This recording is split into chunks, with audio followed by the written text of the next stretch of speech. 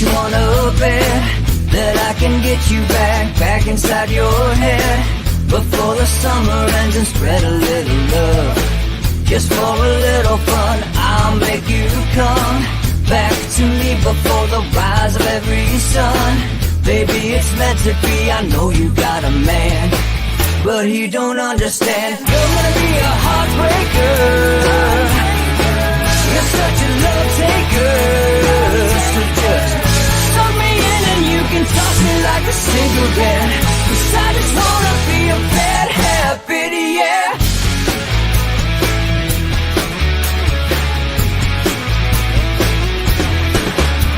There's rhythm in our love, it's impressive, excessive. You can't make this stuff up. My chest beats, it's restless, wakes the neighbors up above. Yeah, baby, come and show me love. Baby, come and show me love. Because you're gonna be a heartbreaker. You're such a love taker. So just suck me in and you can toss me like a cigarette. 'Cause I just wanna be a bad habit, yeah.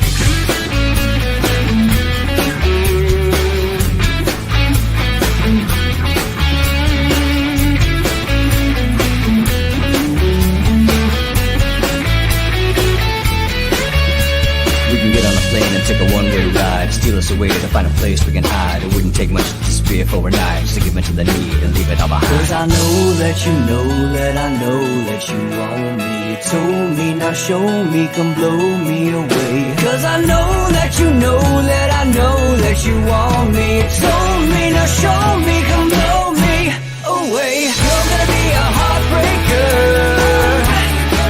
You're such a love taker.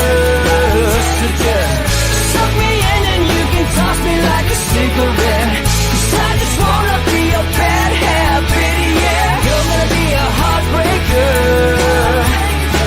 You're such a love taker. So just suck me in and you can toss me like a cigarette. 'Cause I just wanna be a bad habit, yeah. Suck me in and you can toss me like a cigarette. 'Cause I just wanna be a bad habit, yeah.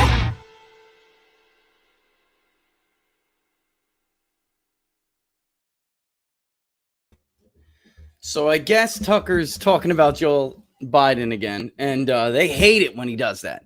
They hate it. All right, but I'll look at that more in a little bit. Welcome to Inside the Numbers with the People's Pundit, folks. I am the People's Pundit, Rich Barris. Thanks for watching.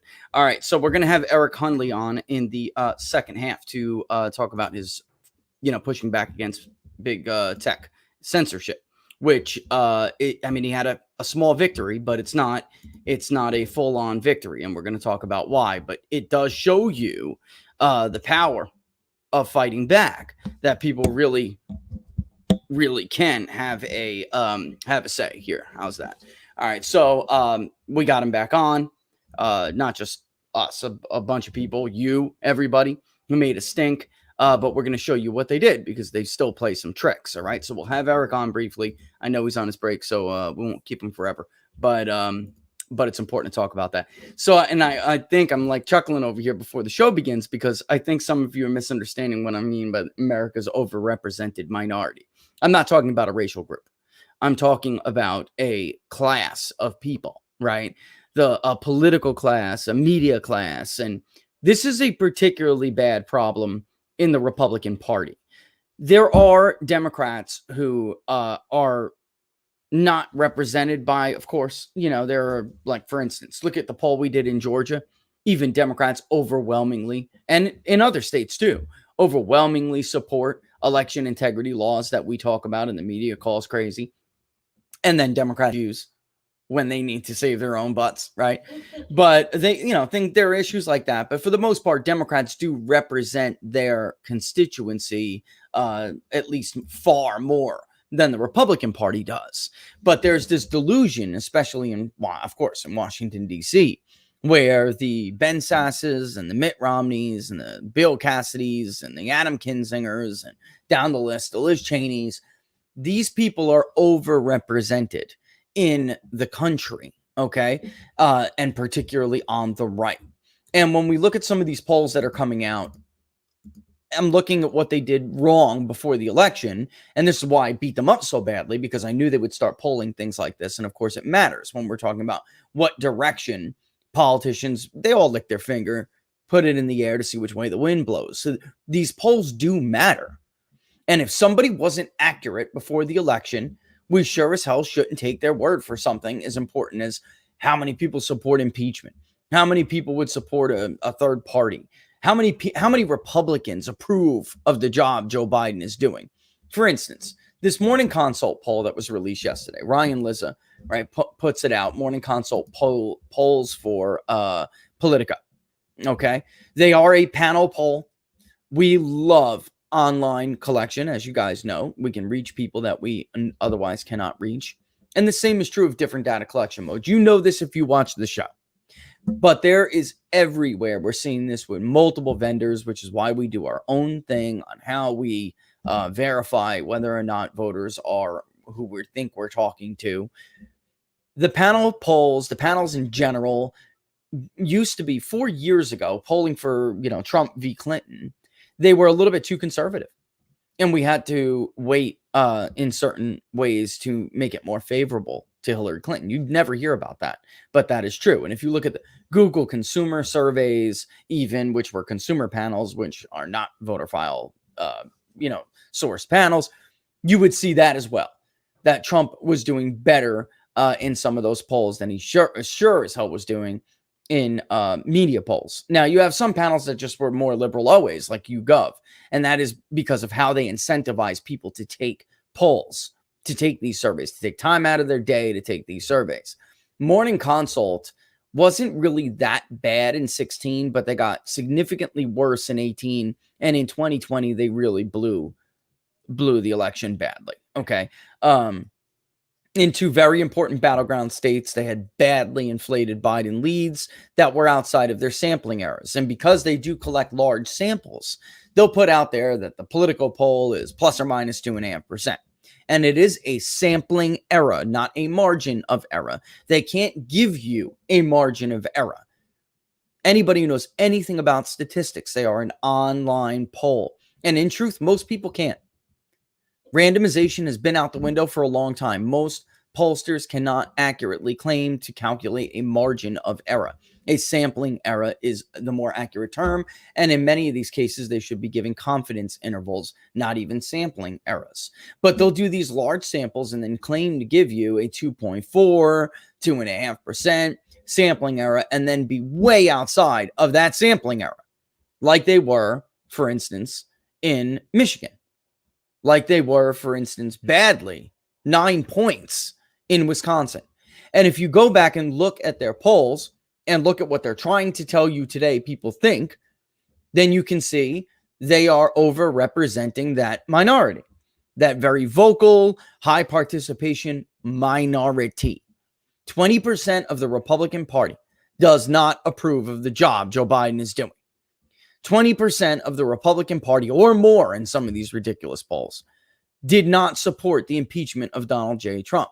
Just like, 15% of the Republican Party did not vote for Joe Biden, which is what fueled a lot of these inflated leads for Biden in post-2020 election, pre-2020 election polls, including Morning Consult, which was one of the worst. They had some of the biggest misses. There's Nate Cohen, who got at the New York Times. They have bigger misses. Quinnipiac had bigger misses, but Morning Consult had some really big bombs. All right. And they didn't poll everywhere like some of these other pollsters. So they're kind of skating and sliding by on it.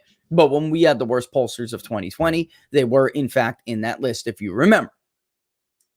And the reason why is because they're not talking to enough actual Republicans. And it leads to this impression, which is false. It's a false impression that wing of the party is bigger than it really is. And in truth, Gallup was not great at polling Trump voters, Trump supporters in general. They haven't polled a head-to-head race in a very long time, since 2012. They quit the business with the admission that they could no longer accurately predict. Polling was so challenged that the gold standard of presidential tracking polls, ceded that it was not possible for them to accurately predict an election anymore, and that it would be irresponsible of them to poll these races. Well, that's real convenient for Gallup, because the only test of a pollster's accuracy is whether or not they can get an election correctly. That's real convenient for them. But in any event, I'm saying this because keep this in mind when I show you this, that it's worse. It is worse because some of these people are now incredibly difficult to reach with doing what we do. When we do reach them, they're incredibly difficult to keep during the entire interview. They don't know who I am. Even if they did know my name, they wouldn't know, because we don't let them know when you get polled by us. You may hear the firm's name in the intro, but, it's the People's Pundit. Don't worry. Don't hang up. He'll treat you fairly. We don't do that. So that's why we decided to go everywhere and talk to people, because these are people that would never pick up the phone. They would never click on the link in the email. It's just not going to happen. Not anymore. Not at this point in the game. And what we found was that all this talk about a third party, and if Trump wanted to take those voters and go to a third party, it is obvious now. It is obvious that that would not be a spoiler party. That is the majority, the vast majority, not even close. It is the vast majority. And the loyal 8 to 9% GOP wing of the party would be a joke of a third party, which we can almost liken to the Libertarian Party. They would get more of the vote share than libertarians, but it wouldn't be that much more. So out of the 70 plus million votes that Donald Trump won by the totality of the data that we're collecting, the Trump party is going to get north of 50 million of those voters, maybe 55, even 60, because you're going to have a lot of people say to themselves, you know what? I do know the party is not with the DC class. So it would quickly turn from, I'm not going to waste my vote on them, instead of, I'm not going to waste my vote on the Trump party, the spoilers. And you might also note, by the way, that the Politico Morning Consult poll omitted somebody very important from the potential 2024 Republican presidential primary preference question. And as somebody who's polled for big media outlets before, or not big, but emerging media outlets, and is familiar with the process of how you build a questionnaire with the editors, with the journalists who have questions that they want to include that is pertinent to them. They want to write stories about these polling results. When you hand them in, they want to have something to write about, more than just the horse race, right? But when you are talking about the horse race, there are people they want to know about. Anybody who is relevant in the news, anybody who has all of the buzz around them. It is inexplicable that Politico and Morning Consult would make the obvious, conscientious decision to omit Ron DeSantis from this poll, and yet include the two senators from Florida. Let me say that again. They included Rick Scott and Marco Rubio, one of whom already ran for president and failed. Couldn't even win his own state. And they included Rick Scott, who at least used to be a governor. Definitely Republicans have a certain preference for executive candidates. Democrats, they don't mind nominating senators. Republicans don't really like to do that. You have Senator John McCain, of course, right? But for the most of our modern history, Republicans tended to favor those who have executive experience, whether it's Donald Trump, who runs a billion-dollar corporation, or it's Ronald Reagan, who runs the state of California, or Richard Nixon, who runs the state of California, right? Or George W. Bush, who ran businesses into the ground and then ran the state of Texas. Even George Herbert Walker Bush, I mean, he was Ronald Reagan's heir apparent, or positioned himself to be, but he ran the CIA. He was an ambassador to China, right? These were executive roles, executive branch roles. They were not Senate roles like Prescott Bush, right? So it makes no sense that you would omit Ron DeSantis, who has all of the base buzz, is a overwhelmingly popular governor in the nation's largest battleground state, which would essentially be taken right off the map if he was the nominee. Right off the map. Gone. Don't even advertise there. Don't even bother wasting your money trying to take the state from the man, because you can't do it. Can't do it. So they didn't want that in there, folks, is my point. They specifically did not want to poll DeSantis. So that's already strike one. That just, I don't know how you do that. I don't know how you do that and then try to explain yourself. I don't know how that works.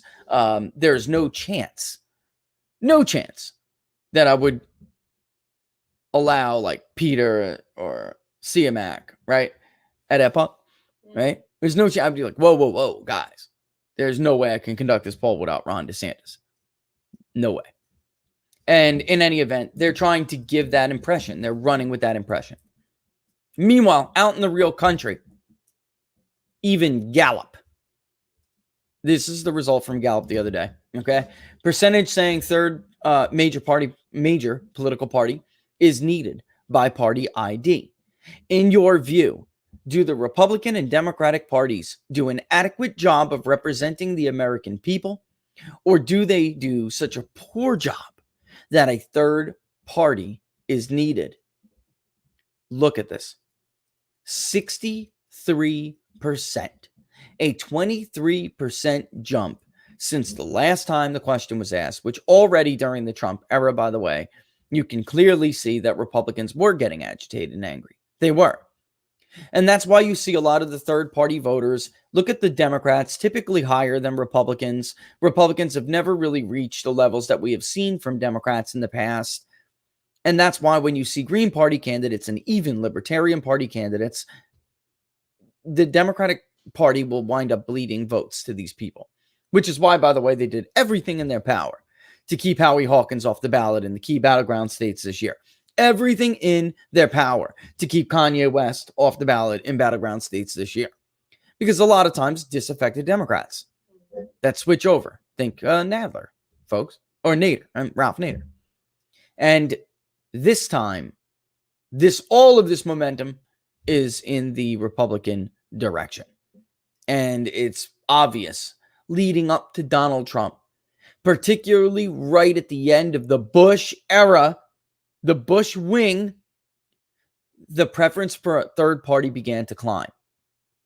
You can from 22% in October of 2003, which is basically nil, okay, all the way up, and then it dipped back down to 40% in September of 2007, but you can already see that they're pissed. And it hit a high of 51%, where Democrats have been as high as 54, 53, right? But in September of 16, it was 51%. And when we don't ask follow-up questions, we can misjudge stuff. And a lot of people thought, well, that's Trump. They don't like Trump. There's still a huge part of the party who won't warm up to Trump. That was never the case. It was always the case that there was a larger group who supported Trump, still called themselves Republicans, but hated the Republican Party, and deep down really did wish that he ran as an independent and wrecked it all. And for 4 years, Republicans duped themselves with data points like this. And you have people like, Ryan, who try to reinforce that narrative. And they fall for it, folks, every single time. Every single time. How much does the Republican Party give a rat's you-know-what about K Street lobbies? Even now, we're to the point where they don't even care about the military-industrial complex. Make sure the military's outfitted correctly and move on. That's it. We don't need to be in endless wars all the time. But those two groups are overwhelmingly represented by a group of elected officials who don't represent their base. And what we have, when you put it all together, between the Republicans are worse. There's just no doubt. But of course, there are Democrats who do not agree. In many cases, they don't know what their party's up to up there. But for generally speaking, they feel like the party is doing what they need them to do. Although you can clearly see there's a consistent desire for a third party greater than the Republican Party among Democrats. When you put it all together, what you have is a bunch of rent-seeking lobbyists and the rest of it that are represented while the voters are not. And I just want to share this, okay? This is a good sign to move into this. We're begging. We're talking about fundraising on Monday, right? I can't wait to see Republican fundraising numbers. We're begging. We need more seats to take back the House for GOP and put America first. 5-time matching for you until midnight. GOPwin.us, right? And suck on Trump's toes, and I will consider giving you $1. And I had the one the other day that I was showing people. Oh, I still have it. Here it is. Here's another one. I mean, this is what happens when you have an overrepresented minority. You get this kind of anger. You get this kind of frustration. I cannot wait to see the Republican fundraising numbers. I can't wait. It's going to be an absolute catastrophe. It is. And you know what? They deserve it. They deserve it. There's really no other way to put it. They absolutely deserve this. Somebody said toes are definitely worth more than $1. Yeah, and let me answer Photo Cinema. If you sent me that article, I think I might have seen that a while ago in the Federalist, but the Federalist should have called. You know, a lot of these people don't do real. Look, I like the Federalist and I read it, but if that's what I think it is, they don't do real journalism. The date that Barnes and when I tweeted that, and Barnes retweeted it, and by the way, Eric Trump retweeted it. When I did tweet that about Biden underperforming metro areas in most major metro areas, that was absolutely true at the time. It was the mail-in votes that got dumped in. And also, if you take away the two fastest growing metro areas that we were talking about, it still is kind of true. Because in Kings County, Trump did better. In LA County, Trump did better. And then these late ballots that were 90 plus, 95 plus for Biden trickled in over the course of days and in many cases, even weeks. So it was absolutely true. And in fact, the only correlation is the percentage of the electorate that was a mail-in vote. So take that for what it is. But I can't really stress this enough, guys. There are 6 states where mail-in voting ran amok. And we have questions about how they conducted their elections. 6 states. And in those 6 states, the performance is different than in the rest of the battleground states where they did not run amok. So it depends really what you're looking at. And the 2 I'm talking about, by the way, were Dallas-Fort Worth and the Phoenix area. When it comes to Detroit and Philly, both, it's inexplicable. That, of course, we saw trickle in much later, but it was always inexplicable because there is no population growth in these areas. It made sense that the Dallas-Fort Worth area, it makes total sense. If you look at the census data, Texas actually has 2 of the top 10 largest growing metro areas in the country. And then the other is Phoenix. That's a big one. Phoenix, Arizona. But when you look at areas like Detroit and you look at areas like Philadelphia, these are economically depressed areas that aren't gaining any population.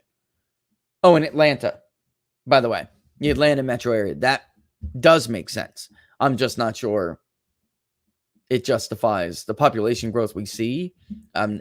We will not be able to find another example in U.S. history where population grew by 2%. And I'm just using, an example here. Population growth was 2% over 4 years, and turnout increase was like 15, 20. I mean, it's disproportionate to what we have seen in the past. All right. But at the time, if you would have picked up the damn phone, be a journalist. I mean, I tell the left and the right that. Be a journalist. Pick up the phone. So how bad do these pollsters have to be to get Biden's approval over 60? And I want to stick to this real quick, because this is the problem they had before the election. This is why I made such a big deal over geography. In 2016, they started to catch on a little bit. You know what? Maybe education did matter. Okay. But it was always more than just education. It's geography. The truth is, like I said earlier, randomization is out the window now. You cannot rely on the laws of randomization, because, which is basically this: it doesn't matter how many people you call, as long as you are randomly choosing who participates in the survey. You're just as likely to reach this voter A than voter B. Okay, so it's representative. The problem with that is, over the years, we have a lot more adults in this country that aren't registered to vote. That just became true. It's the participation rates are not what they used to be when George Gallup first started this thing. Okay, and then 2, random digital dial is gone for the most part. It's gone, and it should be, because who the hell cares about an election poll that isn't only of voters? Like, who cares about an adult election poll? All adults don't or shouldn't vote. That's not how it works in this country. To be registered and eligible to vote. So moving to the voter files, even on phone-based polling, was the right decision. But when you do that, immediately, you're screwing randomization. What do we show you when we show you the voter files every day? Immediately, you're excluding certain records because it's not the industry standard. You're trying not to reach these people because these people are not going to vote, or they're not eligible to vote anymore. But that's really a targeted random sample. It's no longer a fully random sample. It's a targeted random sample. So the answer to that is larger sample sizes and quotas for subgroups to make sure that everybody is represented. And I've been arguing this for years, that these swings in polls, these large swings, Biden plus 11, no, now it's Biden plus 2. Those are artifacts of the poll. Artifacts, flaws that arise from the flaws in the methodology. Those are artifacts of the polls themselves. They are not real swings. The only real swing we see is a small group who will decide which way they're going to go back and forth. And then ultimately your job as a pollster is to find out who will actually vote. That is what makes the difference in a number. It isn't some huge double-digit swing or even high single-digit swing. That doesn't happen. It's not real. It's an artifact. And for those who argued, every damn year they've gone down one after the other. And then every year after they fail, they're supposed to be the ones to tell us how Americans think on these important issues.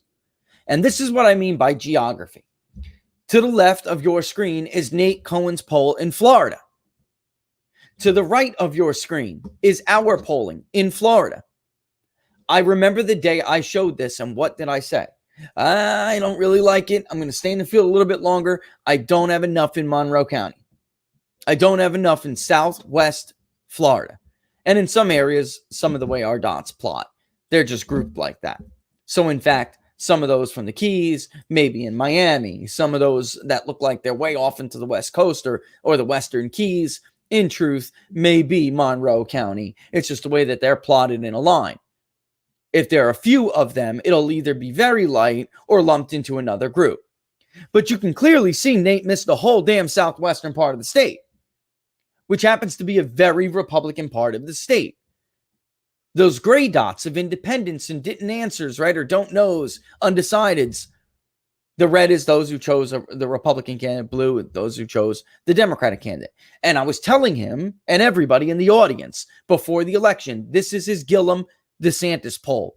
This is why he failed. This is why he missed by 6 points. And actually, his one turnout model had Gillum as high as, I believe, 8 or 9. He could have won by 8 or 9. That is almost a double-digit failure, considering DeSantis won by just under a point. And now it wouldn't even be close. But my point is, you can see regionally, he missed a lot in the state. And the independents who may have picked up the phone in the Tampa Bay area are not going to represent the independents who are in Monroe. And in fact, because of his mode of collection, live caller, The independents in Tampa may not even represent the independents in Tampa because everybody participates at different rates. And it happened. And then again in 2020, it happened. So this is what you're seeing. The same reason they keep bombing these election polls.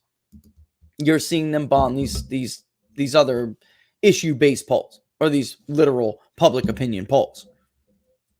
Doesn't matter how many responses Morning Consult gets if they don't fill those quotas or hit those targets. It will never matter. It doesn't matter if you get double the sample size from the same damn metro area using the same data collection mode. You're essentially just going to duplicate your earlier response once you hit a certain number, 800, 1,000, whatever it may be. You could collect 1,500, 2,000. If you're getting them from the same geographical location, it's going to look roughly the same, which is why they keep blowing over and over and over and over. And at a glance, it makes you think that the argument about larger samples isn't really true. Well, why would some polls only have 800 and be more accurate? Because it doesn't matter how many you get from the same freaking area, from the same freaking people. You're just duplicating those responses. All right? Which I strongly suspect Quinnipiac just did in places like Ohio. I mean, the polling results were just too close.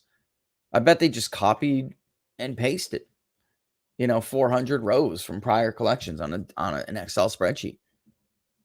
Yeah, well, that's a larger sample. Let's call that another poll. I'm willing to bet they really did that. All right? It's 11:33 already. I don't really feel like taking a break. I want to stay on this topic. So basically, let's see. What information he thinks will be revealed regarding the elections in the next 6 months. I'm not sure exact. Can you be more specific, Joel? Can you get more specific? And I'll think that I'll answer that one a little bit. I'm not. Yeah, ask a little bit more information, buddy. I'm not exactly sure what you're referring to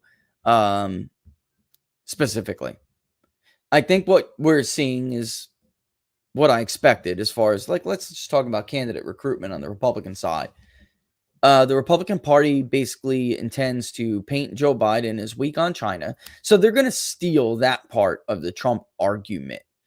The problem is the candidates that they're trying to recruit already. And I'm not going to get into it, but I'm working on somebody in Nevada, a lot of places. In Georgia. All right, go ahead. Access to Georgia ballots. Ah, yes. Yeah, I think that in the end, you're going to see a lot more people trying to reform election law. Look, that really works. Son of a gun. I just want to show Laura something real quick. Because these politicians didn't care about Trump, but they did know what I was saying. It was Trump today and you tomorrow was true. So Robert's getting the calls. I'm getting the calls. They do want, well, how, if we did this, what would it look like? What would it really look like? And look, even Gavin Newsom out in California will aggressively challenge signature verification. All right. So I do foresee that. There will be at least some movement in certain states on that. But in the end, the problem with the message the Republican Party is, at least the early message that they're thinking of pushing, is that who's going to push it? Adam Kinzinger? Who's going to push it? Liz Cheney? Right? So if they keep trying to put these tools in the primary field in these states, it won't matter. It matters who is making the argument. You can't just collectively say something. You're the Republican Party. You're not the Democratic Party. You don't get away with that. You don't have a handicap.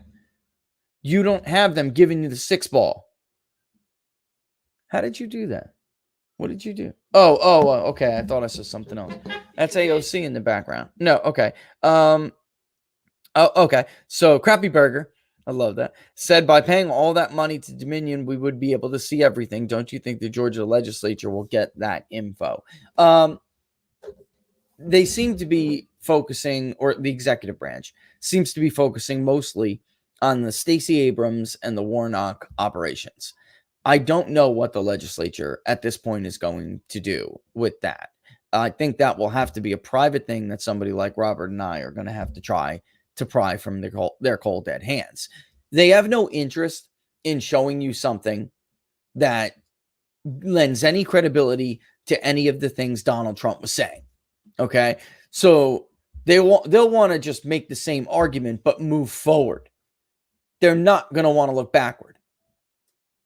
Maybe they'll want to show you those ballots when they're running, right? Because they want everybody scouring through those to see if there are any mistakes in Fulton County. By the way, election supervisor fired earlier this week. Okay, or forced out. Nothing wrong there. Nothing wrong there. Well-oiled machine. Counting votes normally at the arena. Joke, right?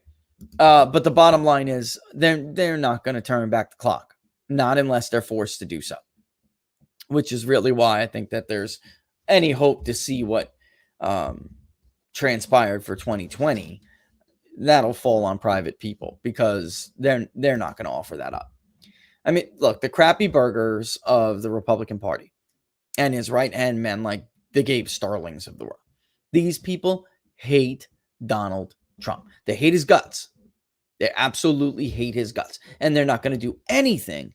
They're not going to do anything about the possibility of proving him right or giving any impression that, you know what, Donald Trump was right. Maybe Georgia was stolen. Or something, they're not going to give that an opportunity. I did see the thing about the Trump letter. Maybe I can get it and we can go over it now. I don't know if I can bring this up real quick. Yeah. Okay. You mean the one that he, just so I'm referring to the one that he went after McConnell with? Yeah. That was, I think Jack actually had that. I could probably put that, or he tweeted it. I'm sure it's in my editor email right now. Actually, that's the best place to look because I'll get a first-hand copy of it. It's probably in yours too, as a matter of fact. But I'll look. No, I'm saying in your producer. No, I'm saying check your text message. Oh, never mind. Looks like Laura has it. Okay, there it is. Boom. Let's take a look at it. Wait, let it do its thing. Yeah, let's read it again. This is what I thought he was talking about. Okay. Let's read it. For those of you who don't know what we're talking about. Okay. And I will make it big so everybody can see it. And let's get rid of it, the banner, so everybody can read the text. Okay. I'll put the banner back in a second. All right. The Republican Party can never again be respected or strong with political leaders like Senator Mitch McConnell at its helm. McConnell's dedicated to business as usual. Absolutely 100% true. Business as usual, status quo policies, together with his lack of political insight, wisdom, skill, and personality, has rapidly driven him from majority leader to minority leader, and it will only get worse. Absolutely. I just want to take a pause real quick, guys, because I want to look. I'm not attacking Laura Ingraham, all right, if any of you are her fans. But her going on her show and telling Republicans they're poised for this huge comeback because of lockdowns and schools and everything is foolish. It's foolish, and it is very premature. Again, just like the attacking Biden on being weak on China, all of that is true, but it matters who is making the argument. McConnell's Republican Party, McCarthy's Republican Party are not poised to do jack. Garbage. Thank you. Sorry. They're not poised to do anything but lose worse than any out of power party in a first term incumbent midterm in years. In years, maybe since 2002. They are not the people to be making these arguments. When I am telling you that when we started looking into this, I really thought maybe Trump would take, 15 to 20 or maybe 30 diehard voters He wouldn't. There are that many who may just disappear because they hate Republicans so much. And there's another 20, 25 that will only vote for Trump. Not only that, they would rather vote for Trump. So that's where we're coming up with this. Oh my God. It's more like 55 million voters. And the Republican Party would be left with the 13 to 15 million remaining. If they're lucky. If they're freaking lucky. Because some of that 13 to 15 may decide what conservatives have decided for many, many, many, many, many years. Just vote for the Republican because I'm not going to waste my vote on a libertarian. There may be millions, not maybe. It's more than likely. It's more likely than not that millions of that 10 to 15, 13 to 15, I'm being generous, I think. Millions of these people will say, I'm not wasting my vote on Kevin McCarthy's party. The Republican Party's done. I'm not wasting my vote. They'll either not vote or they'll vote for the Trumplican. That is the way. That is where we're at right now. So the Laura Ingrams of the world, God bless her, should probably stop deluding themselves and deluding their viewers. They're on no great precipice of some miraculous comeback if they do not sidestep or push out the people Trump attacked in this letter. Okay? And by the way, Mitch, you are now the minority leader or shared. You're a minority, bro. You're a minority. You were the minority even when you were the majority. Can we be real? You still got pushed around by Chuck and Nancy. Let's get real. Mitch doesn't know the word majority. He doesn't know. Yeah, it's a joke. But Trump is right with business as usual. In truth, Mitch McConnell really didn't care if Republicans were the minority. If Donald Trump lost the White House and they lost the House or couldn't take back the House. He didn't care about any of that. Their dream was a 52, 53 seat Republican majority in the Senate under Biden. And I told you guys that because, as the former president rightly says here, or his team rightly says, he is dedicated to the status quo. He likes business as usual. And Biden is business as usual. Donald Trump is not business as usual. All right? But it's on you, Mitch, that you are no longer the majority leader of the Senate. That was 100% on you and your wing of the party. You did it. The Democrats and Chuck Schumer play McConnell like a fiddle. I would have found another. Another example. That's the nice one. They play him like a fiddle. They've never had it so good, and they want to keep it that way. We know our America First agenda is a winner, not McConnell's Beltway First agenda or Biden's America Last agenda. In 2020, I received the most votes of any sitting president in history, almost 75 million. Every incumbent House Republican won for the first time in decades, and we flipped 15 seats, almost costing Nancy Pelosi her job. Republicans won majorities in at least 59 of the 98 partisan legislative chambers, and the Democrats failed to flip a single legislative chamber from red to blue. And in Mitch's Senate, over the last 2 election cycles, I single-handedly saved at least 12 Senate seats, more than 8 in the 2020 cycle alone, and then came the Georgia disaster, where we should have won both U.S. Senate seats. But McConnell matched the Democratic offer of 2,000 stimulus checks with 600. How does that work? It became the Democrats' principal advertisement, and a big winner for them it was. McConnell then put himself, one of the most unpopular politicians in the United States, into the advertisements. Many Republicans in Georgia voted Democrat, true, or just didn't vote truer. And we showed you that, guys.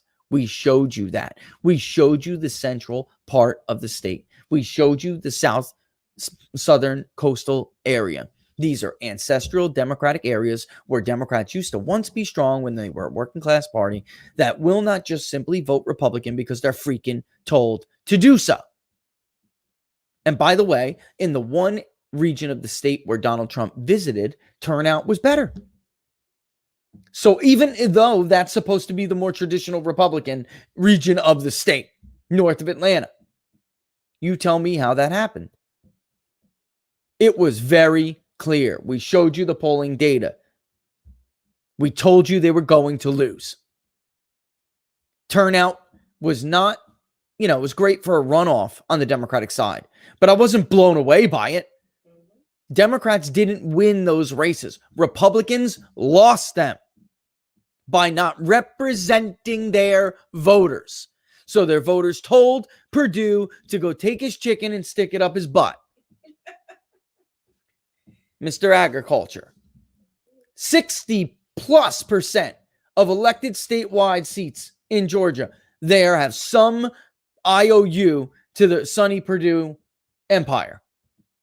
And yet that wasn't enough. Because people vote. People vote. And you cannot ignore them forever.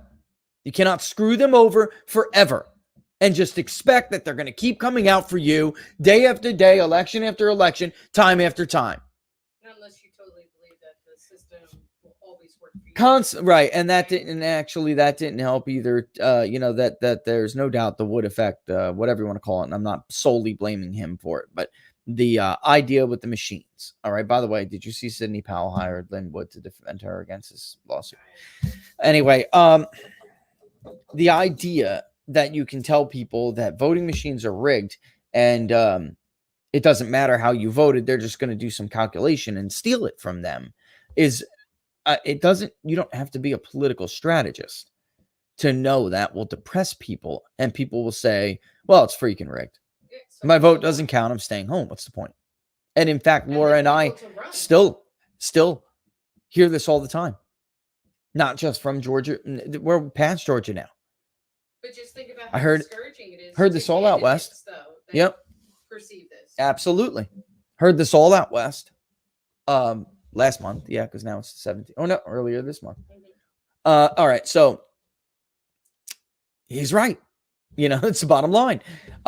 Anyway, many Republicans in Georgia voted Democrat or just didn't vote because of their anguish at their inept governor, Brian Kemp, Secretary of State Brad Raffensperger, and the Republican Party for not doing its job on election integrity during the 2020 presidential race. All right, look, I will say this. I will defend some people in the Georgia Republican Party because I will tell you guys this, that I did get calls from people in the Republican Party. I'm talking about high-ranking state party officials. They understood two things. One, that they were abandoned in their effort to figure out how to target or how to check whether many of these ballots, which we all knew and identified, were legitimate. And it was Raffensperger and the National Republican Party who hindered them at every step of the way. They made requests, they were ignored.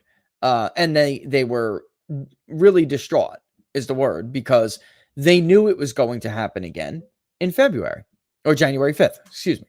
They knew it was going to happen again on January 5th. And they were, what do we need to do to prevent it? They were there. The problem is that Rona, the National Republican Party, and the National Republican Senatorial Committee, and their own administration in the state were not there for them. They were abandoned. So I just wanted to, I really do have to defend them because, I mean, you heard the calls, Laura. Yeah. You heard the calls. They were like teenagers who got their heart broken, like, blindsided. Yeah. It was like you were stranded on an island. It was like Castaway. That's right. That's a better analogy. And, with that short amount of time, it takes an all hands on deck kind of approach. And it was like they never gave up, but it was an impossible feat to stop and then prevent, right?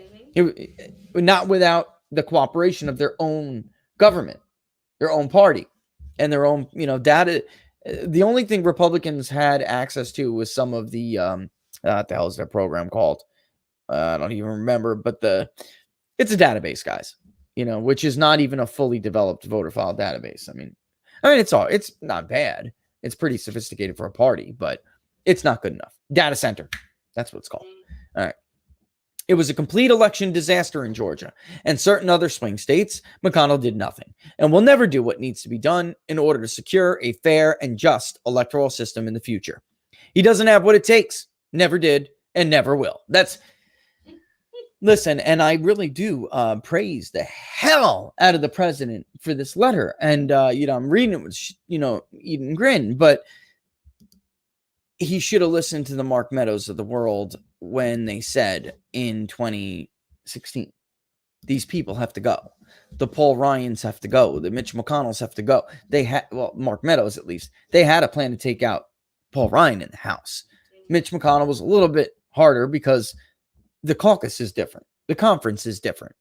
There are enough firebrands in the House. That plan would have worked.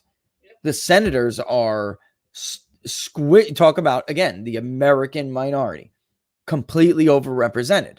That's the Republican Party in the U.S. Senate. They really personify what I'm talking about. They do. All right. So my only regret is that McConnell begged for very true again, for my strong support and endorsement before the great people of Kentucky in the 2020 election. And I gave it to him. He went from 1 point down to 20 points up and won. I will say this. Let me finish the paragraph. How quickly he forgets all of them, all of these backstabbing pieces of crap traitors. Without my endorsement, McConnell would have lost and lost badly. Now his numbers are lower than ever before. He is destroying the Republican side of the Senate, and in so doing, seriously hurting our country. Listen, folks, I said this in 18, and I will say it, and I've said it for 20, but I think 18 was really more important because I knew what the plan was. I knew there was never any, like White had, there was never any, trust the plan 4D chess. It was a fly by the seat of your pants operation, and I knew they were going to try to impeach him. The only question was whether or not Democrats and the media could make such a great argument that it provided cover for these Republican turncoats, because they are two faces is a better name. Yes. Because they've always hated Donald Trump and they always wanted to vote to convict Donald Trump. They just needed political cover to do it. So the only question was ever whether or not the media and the Democrats would put together a compelling enough story that they would be able to have cover to vote to convict. This idea, like they're like anguishing over their vote, is a load of crap. They already know how they want to vote. The only consideration is whether or not the political winds allow them to do it.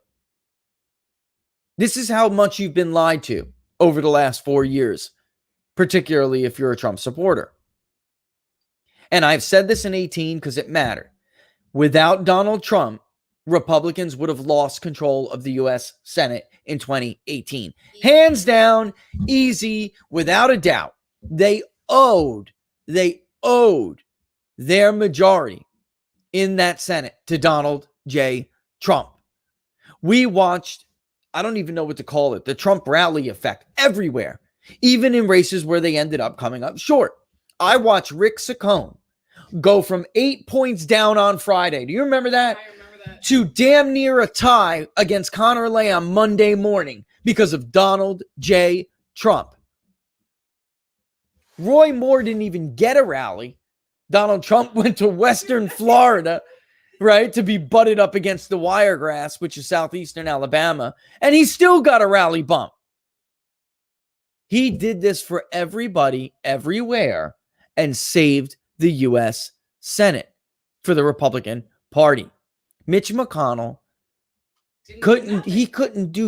he did all of that in spite of Mitch McConnell being one of the most unpopular, deeply hated, and just loathed politicians in America. Mitch McConnell is below Nancy Pelosi in favorability ratings in this. And what the hell does that tell you guys? Mitch McConnell is less popular than Nancy Pelosi.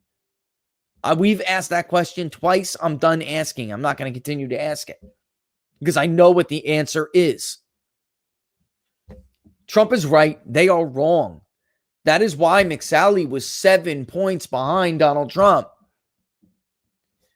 The only reason why Perdue and Tillis were ever slightly ahead is because a certain Trump coalition came out for Trump and just gave the R the vote that they could never get on their own. Never.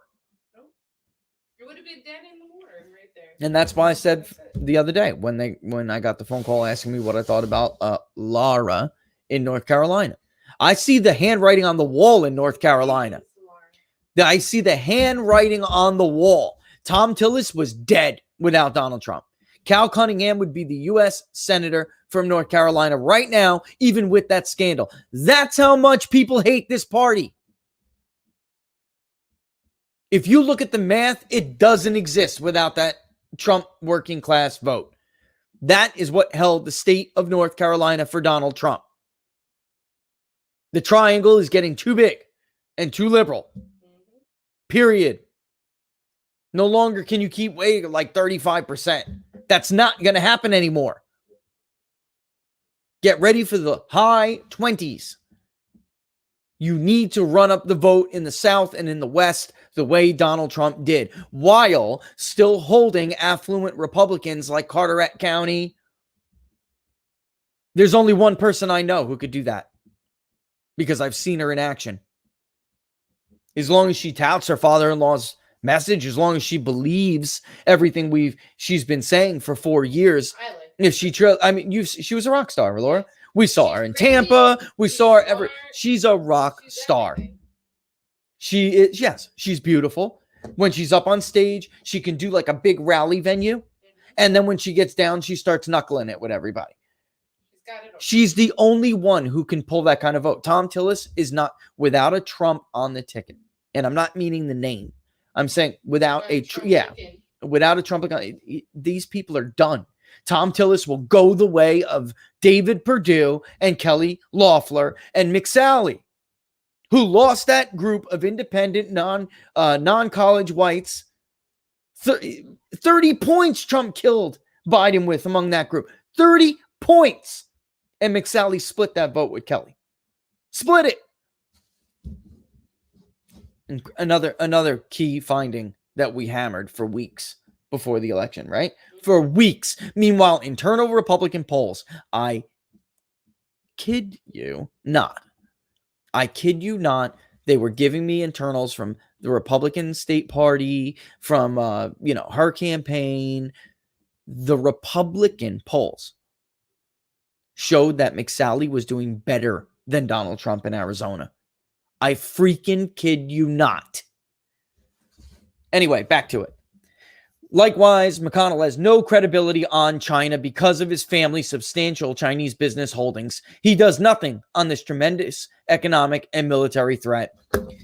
Listen, if you think this issue is off limits with McConnell because his wife is Chinese, you're sadly mistaken. Sadly mistaken. Mitch McConnell has made a fortune on his dealings with China. Well documented by Peter Schweitzer. His cute little wife, his like innocent looking little wife plays a huge role in it. Mitch is and like I'm saying before, just to reiterate what the president's saying, is what he's actually reiterating what I've been telling you. You cannot make this argument with these people. It won't work. Mitch is a dour, sullen, and unsmiling political hack. And if Republican senators are going to stay with him, they will not win again. No, you won't, guys. You won't. Take that to the bank. He will never do what needs to be done and what is right for our country. Where necessary and appropriate, I will back primary rivals who espouse making America great again and our policy of America first. We want brilliant, strong, thoughtful, and compassionate leadership. Prior to the pandemic, we produced the greatest economy and jobs in numbers in the history of our country. By the way, the retail sales numbers this month, they look like crap. On their face, they look great, but they're crap. And I'll talk about that later. And likewise, our economic recovery after COVID was the best in the world. We showed you all the charts. I'm not going to go over it. This is all truth right here. We cut taxes and regulations, rebuilt our military, took care of our vets, became energy independent, built the wall, and stopped the massive inflow of illegals into our country, and so much more. And now illegals are pouring in. Pipelines are being stopped. Taxes will be going up, and we will no longer be energy independent. This is a big moment for our country, and we cannot let it pass by without using third-rate leaders to dictate our future.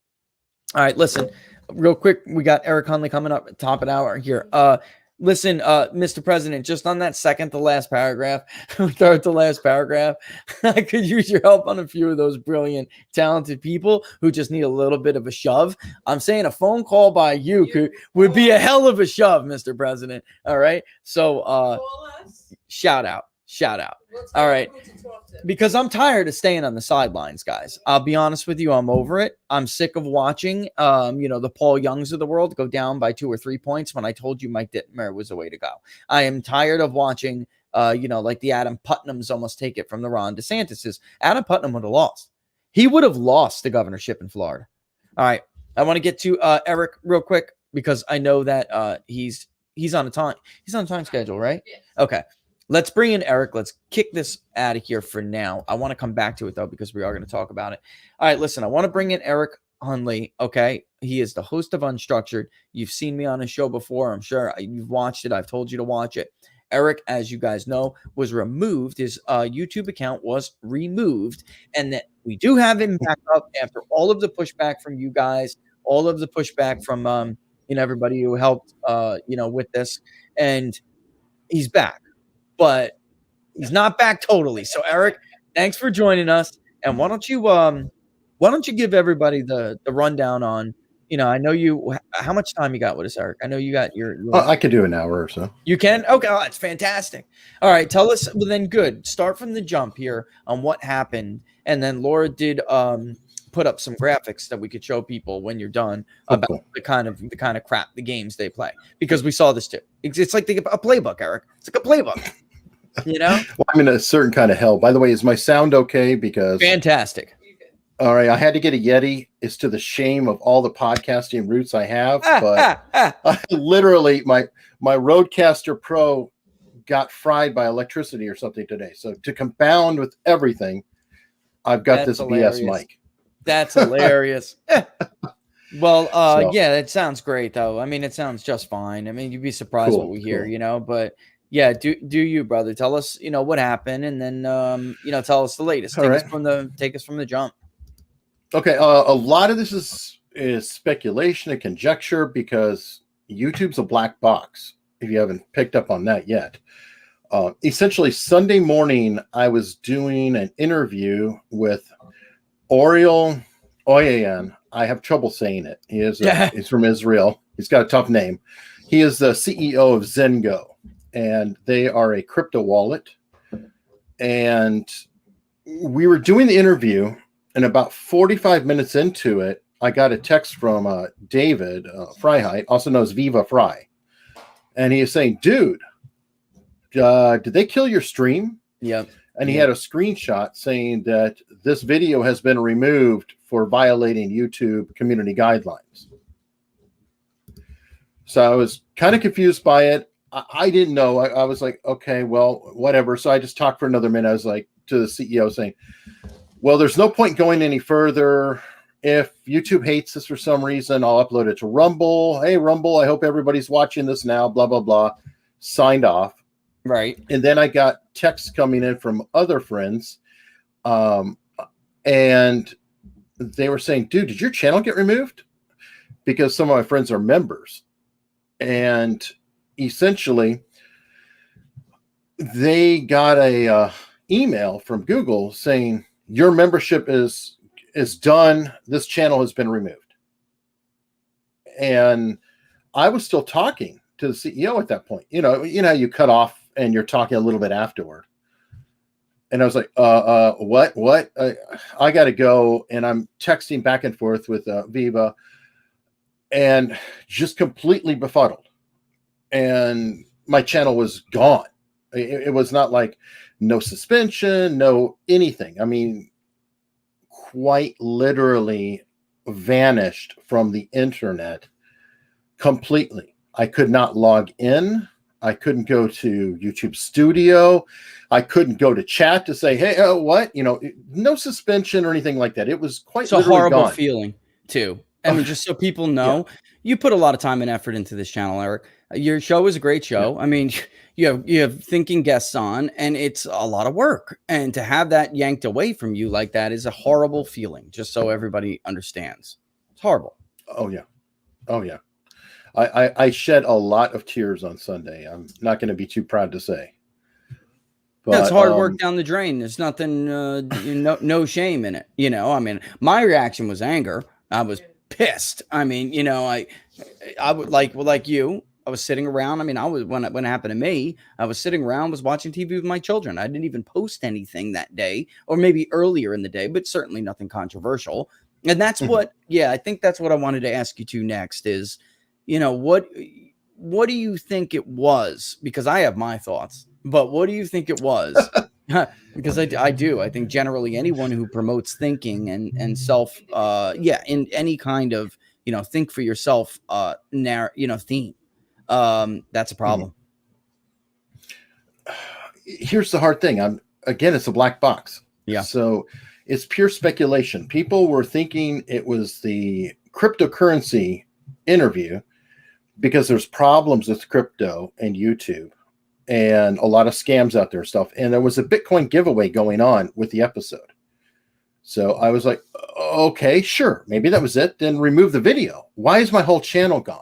Yeah. And this is where confusion came in. Never had a Simon strike. Lancaster. You never had a strike? I had no strikes or warning. Nothing. Yeah. Nothing. No email. Well, I got no one. Communication. Actually, I got after. one. Within the same minute, I got a channel removal. I had the emails. but they didn't cite a specific policy or a specific video, right? No. That doesn't ever happen. We were guessing too, because like Simon Lancaster said, he's a speechwriter out of England. He looked at the show and he said, well, you said the word mutilated 3 times in the first minute. And probably a dumb algorithm picked that up and threw you out. And I was like, what? And I had to think about it. Now, do you remember the name that I said earlier? Yeah. I can't say it. So I said I M-word, just in case. I'm going to M-word that name. Right. Which means mangle it or say it incorrectly. It has nothing to do with it. And then there was another name who suggested we do the show, which I also would butcher. I'll have variety.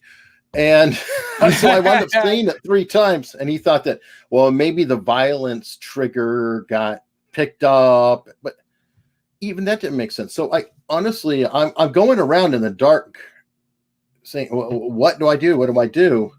And I am extremely fortunate to have people like you who are, trying to look out for me. And Viva Fry, I cannot speak highly enough of David Fry. Yeah. He was with me, texting back and forth, phone calls, supporting me. Nate the lawyer, phone calls. And he told me, make a short video and get it up on Twitter. It took me a bit of time to do it because honestly, I was so emotionally. Yourself. Yeah. It was difficult and took a couple tries and sent it to him and just is like, I think you actually played it yesterday or the day before. Someday. Yeah, I did. Yeah. Because I want people to see what you could, it came through, Eric, it came through and people need to see that side of it because they're trying to dehumanize people that they're trying to blacklist and censor and deplatform. The idea is to dehumanize them and then you don't feel sorry for them. It's like, well, that person is somehow almost less than human and doesn't deserve the right to free speech or to be heard or and that's ridiculous. There's another side to it. And we've seen that a lot over the last several years. Well, it started with the Richard Spencers and it started with the Alex Joneses, right? And people wanted to say, well, that's just crazy Alex Jones, right? So nobody wants to defend Alex Jones other than Barnes, myself, and a couple others, because in truth, free speech is not for easy to hear speech. That's not what you're supposed to be protecting. It's supposed to be for unpopular, thinking. And as long as it's not, you're not a danger to anybody. But with the Alex, it was kind of like the beginning of the playbook. And then make them, kind of dehumanize them a little. Yeah. So I wanted to show that clip because I wanted to show it's BS. It's BS. and it does not apply. And Eric, if it was that video, if it was that word, if it was what, right, then they would have been able to point to that. They can never point to this tweet or that video and say, hey, and I have seen that happen with others. But for those who are just vaporized, one day just vaporized, they're just gone, like your channel was gone. They never do it. If it was something in good faith, then they could say, you know what? The algorithm picked this up in this video. We'll look at the appeal and we'll get back to you. That's not what happens. And as you know, I mean, you put the screenshots up, you're gone. And then you get a very general look at our terms of service, or our community guidelines. It didn't make sense. And it didn't even match the content of the video. It's like, I forgot what the word was, but I mean, it really was vague. Yeah. As far as, hold on, severe or repeated violations of our community guidelines. I had none. And which guideline did they say? Because it was like, it didn't even apply. Yeah, I thought I did have it to upload to show people, but it's on my Twitter. I could grab it on my Twitter and show it because you did send it to me. And it was ridiculous. Oh, wait. Yeah, hold on. What do we do? No, I don't see it. I mean, I'm reading the letter right now, and it was just a link to community guidelines. When I right? Yeah. Laura's looking for it right now. I'm pretty sure it was just the link, and it said repeated violations of community guidelines. Here's our guidelines here, or what? It was very vague. It was just broad. There was nothing specific, and at least earlier in our case, we did get some warnings like, listen, you keep talking about election integrity and you're going to get zapped. I'm going to talk about what I'm going to talk about. If I get zapped, I get zapped. That's the point of starting locals, getting on that. And you got to hand it to the guy at Rumble too. I did see that. Oh, Chris. Yeah. Yeah. That was wild. Yeah. Go ahead and tell that. And then I'm going to I'll show people. Laura did send me that. I'll upload it while you're doing it, but yeah, and we'll show people what they did, because you're not really back. Your channel's there, but you're not really back. Right. Well, it's a miracle at all, because oddly enough, I'm recording StreamYard, same tool that you're using. Yeah. That's why I was recording in. Well, when I tried to cut off with the CEO and exit broadcast, go to the dashboard, all of that, it was locked up, because it's like the authentication and YouTube, everything. I just couldn't even get out of StreamYard. And I just thought that I didn't even have a local copy or a server copy of the video I was doing with the CEO. And fortunately, like 2 hours later or something, I think I got a notice, an email or something from StreamYard that it was completed. So I was able to salvage that. And I thought that was helpful to have something. So I put that up on Rumble just so I could put the word out there saying, hey, this is what I was doing. Everybody look at this video. Is this a problem? Would you take out a channel for this? And that kind of thing. Right. And the CEO of Rumble, I saw later on, he tweeted me. There was a lot of tweets coming. Everybody was so supportive. I cannot express how important that was. But he said, your video's on the front page of Rumble. I hope that helped. I saw that. That was great. That was really great, because that's what it takes. Everybody, when this happens, has to stick together. And one of the most disappointing things in our modern politics, Eric, has been the realization that so many of these people have been fake champions of free speech. So fake speech champions, fake free speech champions. Where are the Cato Institutes? They're supposed to be libertarians, right? Where are the Justin Amoshes, the Heritage Foundation? How much money have these people taken supposedly in support of free speech, which I would argue they never really were, only speech that they believed in, right? Because they would gladly censor others 10, 15 years ago. But we put it up here. But that would be one of the most disappointing, because you get a letter like this. We've reviewed your content and found severe, or not even like a definitive, severe or repeated violations of our community guidelines. Because of this. Because of what? What? Where is the specific reference? Because of this, we've removed your channel from YouTube. And they go on and on about how we know this is probably upsetting. You can appeal this decision, but right below, learn more is how this affects you. We've permanently removed your channel from YouTube moving forward. You won't be able to access, possess, or create any other YouTube channels. And then just what you can do next, it's really simple. They did give the appeal link, but I thought so. I just wanted to make sure. And I wanted to make sure, but I was like 99% sure that when you sent it to me, it just was community guidelines. It was nothing specific. And there it is, you know, an appeal link and community guidelines, and that's it. And yeah, you did appeal. How long did you take before you sent that appeal? Because it was pretty quick. By the time I responded, you already sent it. Oh, yeah. It had been rejected within the half hour. Yeah, really quick. I've sent it, and it was just like it was bounced before we even did it, and I'll go ahead and send that over to you. Which really tells you something, though, Eric. That tells you a lot, because how could it be such a big company and there's flags all over their products these days that were running a skeleton crew at Google because of COVID restrictions, yet this skeleton crew was able to review and deny your appeal within 30 minutes? I mean, that was a serious deliberation. Oh, yeah. It was essentially, we've decided to keep your suspension. That's it. And of course, here we go again. Please visit community guidelines for more information, which is almost a taunting vibe. And so what? Yeah, because what they're saying is, you know, there's nothing you can do. Kiss it. What eventually led to them reinstating at least the account? And I'll show people in a second those stats, but what led to how did that happen? It was obviously, you know, blowback, right? And tell us, email you. Back to more speculation, because that's all I have. And by the way, through all of this, I have never been told the reason, if there even was one. I haven't even been told that I did anything wrong at any point. Just, you know, these little messages, but I haven't heard the whole, you need to apologize for this, or you did that, or nothing.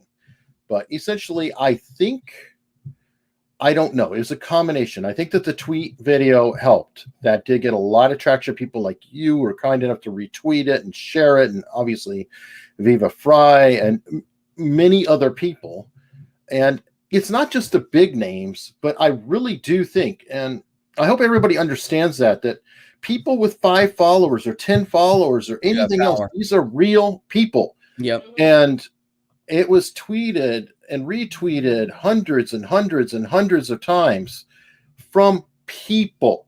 Yep. And I do think that actually has more of an effect than anybody realizes. And I don't want to weigh and say, oh, look at my big creator friends. Even though I'm deeply thankful, I'm so thankful for somebody who only has a handful of, you know, followers, anything else, saying, hey, I really like Eric's channel. Eric's a good guy. Please help him out. I cannot express how important that really is, because I think it's easy to overlook everybody. Yeah, I couldn't agree more. I think it's, of course, great to have the, you know, big influencers help you get out. But what they really do is just get it in front of more real people who then that's the power. That's really where the power came from. I have some horrible news to share with everybody real quick. I did get what was it yesterday? I got a message yesterday telling us to pray for Rush Limbaugh, and he's passed away. Rush Limbaugh is dead at 70 years old. Oh wow. Yeah, it just broke. I knew it was bad. I said to Laura, I said, look, we don't get these messages often. When someone from this, you know, the circle says, you know, pray for Rush, it's bad. And so yeah, that's terrible to report, and we'll have more on that soon. Of course, well, we all know Rush was we know, but Rush was suffering and with throat cancer for a while, and incredibly still got to do these shows somehow. I mean, you know, as even our podcasts, you know, he does a 3-hour radio every day. He did for years. And it's a lot of work just to get an hour of material together for a show. So you're not sitting there just befuddled. And he would still, even with these treatments, go in, Eric, and do this this job, which I found incredible. I mean, sometimes I have a cranky night of sleep and I'm like gonna, and I gotta get somehow through 2 hours today of this. What am I doing today, Laura? Give me some material. And yet he did it, and he did it with this. Yeah. And you would almost never even notice he missed a beat if you guys are watchers or listeners, really, but I can't, that's sad news. I know we'll see. The internet's an ugly place. There is no doubt we're going to see the disgusting celebration from some people. Oh, yeah. But you can't help but anybody who does a podcast, anyone who's got a radio show, the idea that somebody who's not in legacy corporate media can gather the attention of average Americans and Sure. make a difference. Rush Limbaugh paved the way for everybody on that. I mean, that's it. There's no denying it. I remember being a teenager, being a kid, and first he was on TV too for a while, but him changing lifelong Democrats in New Jersey into Bush voters. I remember that. He had a huge impact. He really did. That's terrible to report, but I will circle back to Rush, guys. I will, say your prayers, do what you guys feel you need to do. But, I mean, look, so it's almost like the end of an era, right? So Rush came, and this is, we use this to circle back to what's going on now. Eric, Rush came and expanded information, whether you agreed with him or not. He expanded channels of information, and now here he is. He passes away, and it's an era of like regression on free speech. Where they constantly tried to take the man out, but we were just a different country back then, and now we're moving in this different direction. And I take it very seriously. This is I guess they can just pop you off whenever they want. And in your case, same thing with mine. I never got a communication saying, this is what we thought you did wrong. We've now reinstated your account. I think it was just all of the people you were just talking about, all of the individuals retweeting and saying, this is nonsense. This is suppression, whatever you want to call it. The blowback is what does it. And you're not going to get in. Is that what happened with you? It just came back and you saw an email? So. Well, okay. Sunday, YouTube, Team YouTube, the account on Twitter, reached out or contacted me with a kind of confusing message, was essentially, and I almost have to look it up. All this stuff runs together, but it was like, what is it that was going on? Is your account hijacked or stolen or what have you? And I was like, no, it wasn't hijacked. You knocked me down. Yeah. And so they kind of talked to me a little bit, but I didn't have a lot of information. They were like, okay, well, we took your information in there. Here we go. Let me see. Sorry to hear about this. Mind sharing if you meant your channel got suspended or was it hacked? We will wait for your reply. And I wrote back, I was permanently suspended by you. Here is the email. I have never gotten a strike or warning. On from there, and actually I can send this on to you as well. It might be an easier if you wanted to share it. Yeah, please do. Please do, Laura. It's in your Twitter DMs. And then they asked me to delete an email. I replied back to them because it showed my email address or something. I was like, okay, yeah, whatever, fine. I deleted that. So 1 out of 2 messages from them is deleted in there. And then they said, if you think there's a mistake during the appeal process, feel free to share more context with us here and we'll see if we can help. And then that's when they said, please delete your tweet where you shared a screenshot because of your personal information. And then I wrote back, my English, I was so frustrated, but I wrote, I have delete the tweet instead of deleted. Yeah, that's normal. That is very human. my English, everything. I mean, I was so flustered. I cannot explain. And then the whole, thanks for letting us know. Then I pointed out here and had a screenshot showing side by side how they sent me the email that they removed a video and they removed the channel. And if you look at the times, they're circled. It's both 10:46 a.m. So wow, I had a lot of time to respond here if that was a supposed warning. Do you have that? And then finally, after that, after that, they said, our team's still working on your case. We'll reach back as soon as we have more to share. And then, by the way, we recommend deleting your tweet because your screenshot has your personal info, full name. What's my channel name? Eric Hunley. Thanks. Right. Yeah, I'll share a couple of them now. I got them. Let me put them up. Let me show people what it was. And then when you came back, though, Eric, it wasn't really back, right? So how much have you lost here? Here's where they do mention the cryptocurrency live stream Bitcoin giveaway. That's it. Here, I'll get this up while you're answering that. Because actually, let me show people that. Is this, so this is accurate right here? Yes. All that was lost? Yes. Holy moly. So that, I had 650,000 views. That gives you an idea of how badly that affected my views. And monetarily. I mean, that's part of the it's part of the thought process behind all this. You know, if they can hurt you with views, then they hurt you, monetization. And I don't know about you or how it was with you before any of this happened. But anytime we try to monetize a video that's archived, we don't show, people know, we don't show commercials on the show. But afterward, if you want to watch the archive, it's monetized. So there'll be a pre-roll, which is all we usually allow. No mid-rolls, really very few overlays. We don't want to bog people down. I can't stand surfing YouTube and then having that happen to me. I can't stand it. So I try not to do it. That's what I do, actually, is pre-rolls and skippable. That's it, right? Pre-rolls and skippable. Yep. And every time I do it, whether it's what are the odds with Barnes or this show, it always limits it. So it'll say limit. Yellow. Always yellow. Yeah, you get that yellow. So that happens to you too?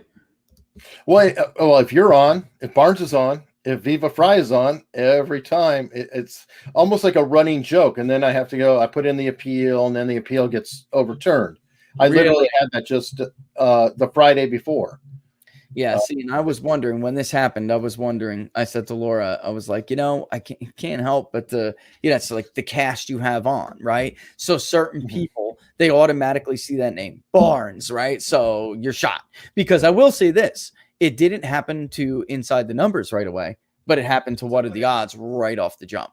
So it must be, they had Robert. They got Robert flagged, and that's it. Anytime it's Robert Barnes, it's limited or just flatly not available. I mean, I could look right now and see in my studio, I bet you there's a ton that are just not available at all on What Are the Odds. And then Inside the Numbers is typically limited. So let's look at the last couple. I mean, this is what they do, and that's the point. They're trying to hurt. I may actually, it's again, like you said, a lot of this is just theory, but sometimes I wonder why I'm not gone already from YouTube. And I can't help but to think it's, has something to do with the money. Yeah. They just shut off the last, not available. The one that was Monday, acceleration of authoritarianism in America.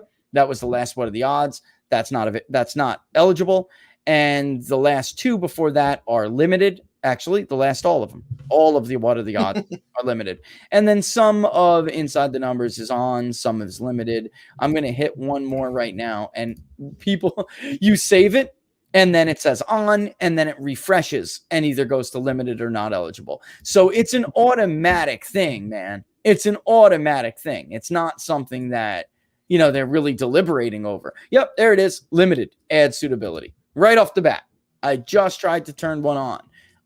Just today's. Yeah, you'll do that. It's fun to do, almost like a game. It is a game. And it's like, it says on for a few seconds until the browser refreshes. And then it goes to either not eligible or limited. And it always says the same thing, add suitability. There's nothing in any of these episodes that would make it unsuitable unless there are advertisers, right? So you have these like boycott campaigns, and they may already have a bunch of advertisers in their exchange that say, I don't want any content from these people. So immediately, somebody, if it says Barnes in it, he's in that, there's people in the exchange have already, they got a problem with Robert. So that's it. It's gone. Yeah. Has to be. Well, and there is a theory out there, and I can't give credence because, again, I don't know. I haven't been told anything else. But I'm kind of known for hanging out with, obviously Viva and Barnes and you to some degree or whatever, and Nate the lawyer even. And the thought is that I am the smallest and probably least controversial of everybody involved. And I'm not a hardcore right wing or left wing. I'm kind of neutral. And I'm a perfect example in terms of the least amount of flack if they spank me. And so it's kind of a warning because I know Nate took it that way. He said, if you were thrown off, I'm in trouble. I have cop shootings. Yeah. Yeah. And that was the last episode we watched before that happened. It was Nate the lawyer, Viva, and you. It was a three-way panel. And that was, by the way, that was a great show. I was like, it's gone. It's in the ether, by the way. You got to see it on Rumble. What about your archives on, if you use StreamYard, you still have your archives, right? So you could technically take them and put them on Rumble and backdate them. Is that something you're going to do? Or? Well, I've got like everything since November and some earlier on Rumble. I fortunately interviewed the CEO of Utreon, and everybody overlooks Utreon. I want to throw it out there for them a little bit, but all my shows are synchronized for them. So by a miracle, all 144 episodes of everything I did is on Utreon, and that's automatic. Didn't have to think about it. So that's kind of a nice place to say, okay, whole collection's out there. Anybody who wants to see it, go to Utreon. If you like Rumble better, the recent stuff's on Rumble. The problem is that when the channel was restored, like you saw that screenshot of those views. Yeah, let's show those views, everything since July of last year, ironically the 9th. My birthday's the 8th. So everything the day after my birthday is gone. Wow. Including all of your appearances. I think maybe all of Barnes's, not sure. All of Nate the lawyer, on civil law is not there. Every single one. Wow. Now the problem with this is, I'm trying to talk to YouTube. I'm trying to go with creator support to see if I can get it restored. I'm getting vague, weird answers. I can't go into it. They're not really super forthcoming and helpful on some of this stuff. It's very black boxy. But I can't just go grab the download from somewhere. Yes, I have it, because if I re-upload it, here's what happens. I re-upload it to the channel. But everybody saw the show on Friday, or at least, 10, 15,000 people did. Yeah. So I'll get maybe 100 or two who say, oh, new show, I'll check it out. And then now that tells YouTube and the algorithm, oh, Eric's show only draws 100 views. Yeah. We won't promote Eric's show to his 15,000 subscribers any longer. And they've effectively killed me if I re-upload the content. Yeah. And they made a really issue of duplicate content. That's a flag, duplicate content, which it's just incredible. It's just incredible. And just so everybody knows, we had to even get in the partner thing to be able to get super chats, to be able to, meet their standards for partner.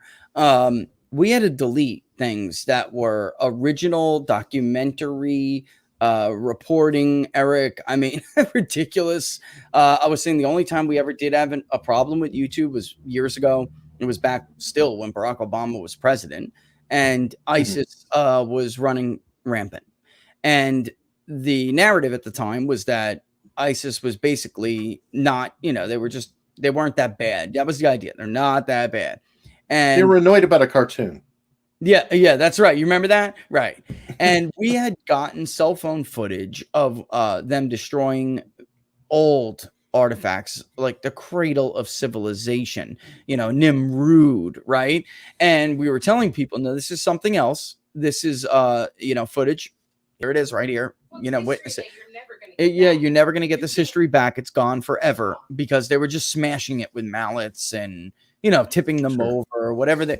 And that's the only time we ever got in trouble with YouTube. They said we were basically, it was an anti-Muslim video. That was what they tried to say. Did you think of the irony that that's happening here right now Incredible. with statues? Yeah, incredible. And then really too, it's like if you defend that, then is the logical next step, you know, this happening at home, you know what I mean, right? I mean, so if you're somebody if you're if you have the point of view where you can come up with some justification for defending, forget about, I don't even know if the correct word is suppression of speech, what they do, but and then also the destruction of history.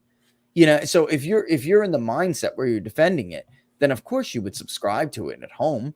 I just don't know why people would think that doesn't follow. You know, and I again, one of the things that bothers me the most about all of this is how many people for years said it was kind of cuckoo to think this would ever happen here. Number one, oh, that'll never happen in America. And then number two, now I was one of those. I mean, it seems a little beyond beyond my imagination a few years ago. And then those who are just stumped now and aren't saying anything. I can't believe it. And it's like there's so many of these examples, you know, I could point out really over the last 4 or 5 years. There are just so many of them. You know, the same people who supposedly were champions of civil liberties, you know, just hated Donald Trump so much they found nothing wrong with what the FBI did. You know, it's like what we were justifying to ourselves because we made it about a man. So much was made about a man, and all of these issues were like kind of bubbling beneath the surface. And none of these people who are, where's the ACLU, man? Where is the ACLU? I mean, what do they exist for at this point, if not for civil liberties? I mean, the American Civil Liberties Union. And again, no, it's Selective Civil Liberties Union now. Yeah, I would say just rename them. Go from an A to an S. Selective Civil Liberties Union. No doubt. But the whole point of these statutes, just in general, it's not even what they represent. What it is a reminder of not to repeat certain things. Yeah, well, you have And to when get you take away historical landmarks and statues, whether it's Confederate or not Confederate, these are reminders. And if you lose your history, you're only bound to repeat the same mistakes. That's so true. That is. I don't know. You can hear. You guys can hear. Yeah. I mean, I try to put it on figure 8 so we don't echo and bounce back and forth on each other. But yeah, that's so true. And you know, the what was it? Just 2 or 3 years ago, we were looking at it was Confederate statues, and everybody mocked the former president when everybody mocked the former president when he said, "Well, who's next?" I mean, well, who's next, right? Jefferson, he's next. Then George Washington, we're gonna get rid of. No, George. they went after Lincoln, for God's sake. Yeah, and they removed the statue of Ulysses S. Grant. I mean, you really can't get any more. Grant was married to a woman who was from a slave-owning family. He disapproved. They didn't even like him. You know, I mean, you can't get any more. His father was a famous abolitionist. I mean, you just can't get any more ridiculous than that. You just can't. But once these things, it's unfortunately the nature of these kinds of totalitarian movements, or it's a movement. I guess that's the right word. Once they just start going, they snowball, and it just usually pulls up everything else with it. You know, unintended, intended, it doesn't really matter. No, it's well, right, but did it start out that way? So just the same way here. Nationalism too. Yeah, and then nationalism absolutely is a problem for them. I think that's absolutely true. Nationalism is history promotes nationalism. Yeah, so at one point everybody came together as a whole. You can't have shared glory. You can't have shared pain, suffering. Yes. You know, that's what the things that make a nation. These are bonds that tie us together. And if you're going to rip us apart, then you have to do that. And the same thing, you know, like with the idea of censorship in this modern era, Eric, you know, it didn't start out like this. It started out with the Richard Spencers, with the Alex Jones. Yeah, and I don't even think first they came for Alex Jones.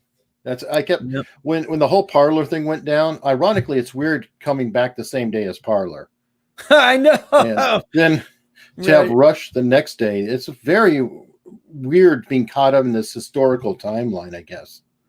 Yeah, we are definitely living in a key and moment in history. I'm not sure whether it's decided which way it'll ultimately pivot. You know, I don't think the powers of free speech have lost yet. I don't think I'd ever acknowledge if they did. You know, you just go down swinging on certain things. Some things have to be your hill to die on, no matter what you do. But at the same time, it's looking pretty grim. It's, you know, I don't know what your thoughts are on that. Well, I really do like what Barnes says, so I cling to that. Yeah. Where he says, remember, you know, what is at the end of the second act? It's always darkest. So with him, I guess right. Or exactly. Or the fall of Alderaan when they blew the planet up, whatever. But if we're looking at a 3-act play, we're at the hopefully we're at the worst part. I thought it was the worst part a little bit ago. No, I've hit the worst part now. And there may be more worse parts to come, you know. And and again, you know, you have a legend who just died, so my stuff is very secondary in terms of a lot of other, you know, great people and things of that sort. I'm a small player. I think for now, Eric, you got a great show. For now, I think your content is big. That's what I mean, Lauren. Go ahead, Laura. Go ahead, because I think you're on it right here. I like the fact that you show people how to spot liars. That's a problem for them. Those are some of my favorites. These are behavioral people. Like the behavioral people, from handwriting to, I mean, Eric has a plethora of unique shows. When he first reached out to me, I looked at his show and he gave me a few links, and I turned around and I said, Rich, he's like the Martha Stewart man version of getting into things and make you open up and you ask unique questions. So I think the individualism that you're supporting by showing people how to do these things, how to think for themselves, not to depend upon what they read, I think that's the problem they have with you. Yeah. So and isn't it natural that people really gravitate like, so, you know, whatever viewership you have now, it's almost certain with content like that you're going to grow, because I think it's natural that people want to, or at least some, there's always going to be a viewership or a constituency for people who want to think and want to challenge, right, what they're told. They want to challenge the status quo. They want to think for themselves. And that's a big idea, Eric. So that she put it better than I was putting it before, but they maybe went back and picked the show, you know, but in the end, it really is, it comes down to the fact that you're telling people, you know, it's okay to hear this person. It's so, you know, and you should really come to some conclusion after you hear this, or, you know, you hear this side and that. So that's a problem for these people, because there's no critical thinking on that side anymore. There's just not. You know how you're supposed to think about an issue, and it doesn't really matter what this behavioral person tells you could read into something, right? Or none of that matters, because you already are supposed to draw the conclusion that they want you to draw. Yeah, just believe it, and that's it. So it's a problem. That's a problem. And I think that goes for even others too, you know, so that in the end, that's what made them successful. And they try to stamp that out as it goes. Maybe they saw you rising. It was like a shot across the bow, you know, I mean, like, look, we can stamp you out whenever we want. Be careful, kind of thing. Well, I'm still bloodied. I hate to use it. I released a short video trying to tell everybody, because I'm trying to hold on to people. I mean, literally, I'm just trying to stop from bleeding out, because my content's now old. I mean, as I put it, as an analogy, my car was stolen. Oh, I like this. And now the police have returned my car to me, except all the hubcaps are gone, the seats are slashed, the stereo's been ripped out, and there's 2 doors missing. I can drive the car. Yeah.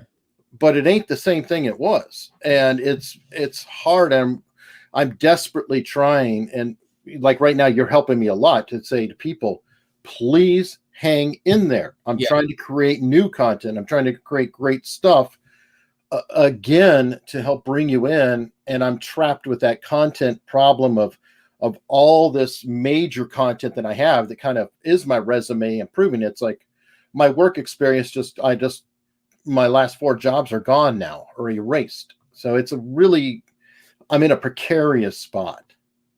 Yeah, it's that's one of the reasons too. We did want to have you on. I mean, it goes with what we've been hammering for weeks, because I think, you're not going to be the last.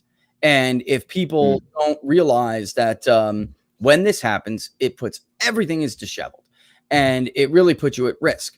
And you could disappear overnight. You could lose relevancy. I mean, this is the stuff that goes through your head when you're zapped like this, and you worked hard to get what you have already. So people really need to, they need to remember, right? That's really ultimately what you're trying to get them to do. Hang in and remember. And moving forward, because it does with what they did with your views and the content itself. Now it's going to be harder to find Eric on YouTube. I mean, if you're just like watching a show about something, maybe that's related. Now Eric's show is not going to show up in your sidebar, even if maybe you used to watch him in the past, and now it won't show up. And once, by the way, you're on their radar, it's probably hard to get in that sidebar again anyway, right? That up next area or related content. That's what it does to you, which is why, I mean, you're on Locals too, right, Eric? I mean, people should follow you. I am.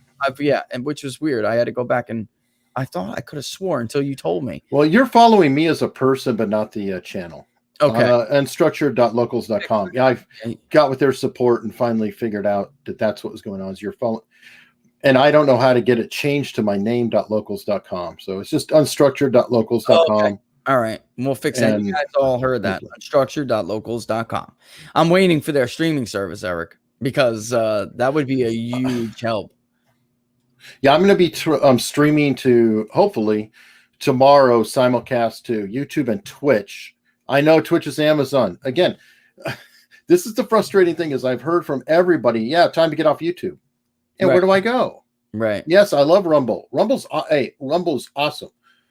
But my videos on Rumble get a couple hundred views. They get thousands of views on YouTube. It's a different paradigm. I can't get the word out. I can't grow unless I have an audience. And it's very hard with all the third-party platforms. I wish every one of them was huge. I wish all of them would blow YouTube out of the water. But the truth is they are not at this point. Yeah. And yes, I could jump off YouTube and go to another platform and sit around with 5 people. Well, and people should understand that. Viewers and followers should understand that, because Laura and I field messages all the time. I really love the show, but let me know when you're no longer on YouTube. But what they don't understand is that that's counterproductive to trying to get that message out. And now that we are trying to migrate the community somewhere else to another community, and we even got, we've had it, peoplespundit.tv.